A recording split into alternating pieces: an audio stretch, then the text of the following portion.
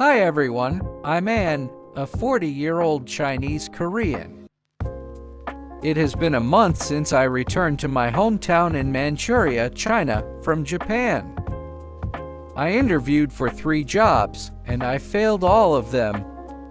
This is because China's economy is not doing well right now. And word on the street is that the real youth unemployment rate is around 40%. Of course, companies prefer to hire young corporate slaves who can work around the clock. So for a middle-aged job hunter like me, finding work is an absolute nightmare. My mom has been pushing me to keep looking. But honestly, I just don't have the guts to go to a 4th interview and fail for the 4th time. Because what my mom doesn't know is that I actually have mild depression, which I developed 2 years ago while working in Japan. Maybe it was just bad luck, but the Japanese economy wasn't great back then either, and looking for a job as a foreigner made it a mission impossible. So I mostly ended up in the service industry and factories, and I dealt with toxic workplace bullying across several different jobs in Japan. My Japanese bosses would constantly pick on me, calling me slow or criticizing my Japanese. I don't know how it is in other countries, but toxic workplace bullying is everywhere in Asian corporate culture, especially towards foreign workers. At my lowest point, I almost did what some people in Japan do and thought about jumping in front of a subway train to end it all. When I finally told my mom about my mild depression, she just brushed it off and said I was being dramatic and oversensitive. Yep, that's the reality. Most people in China just don't take mental health seriously right now. When just surviving is a struggle, you don't have time for feelings. We've been locked in a brutal competition since elementary school.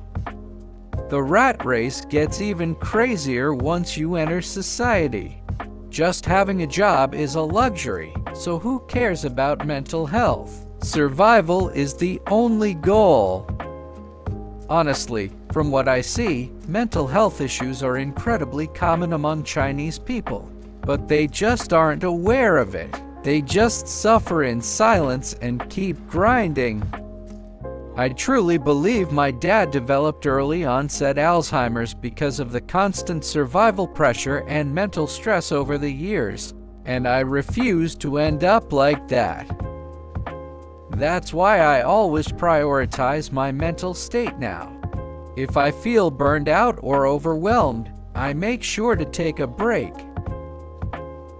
But in Chinese or Japanese companies, taking a breather is seen as being lazy or slacking off, which gets you fired in a heartbeat. So I'm genuinely terrified of working in China. As toxic as Japanese workplace pressure and bullying can be, China takes it to a whole new level. I'm really scared that if I force myself into a Chinese workplace, my mild depression will spiral into a severe case. That's exactly why I started making YouTube videos to share my story. I figured if I could make just enough ad revenue to cover my super low cost of living here, I could skip the 9-to-5 grind and keep my depression from getting worse. But right now, reality hits hard. It's so tough, and nobody is really watching my videos yet. Yesterday, I visited the psychiatric department at a local hospital for my depression, hoping to get CBT, cognitive behavioral therapy, through talk therapy.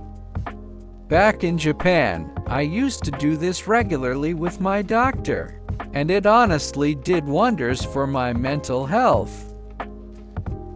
But to my surprise, the doctors at our local hospital hadn't even heard of it. All they know how to do is hand out pills.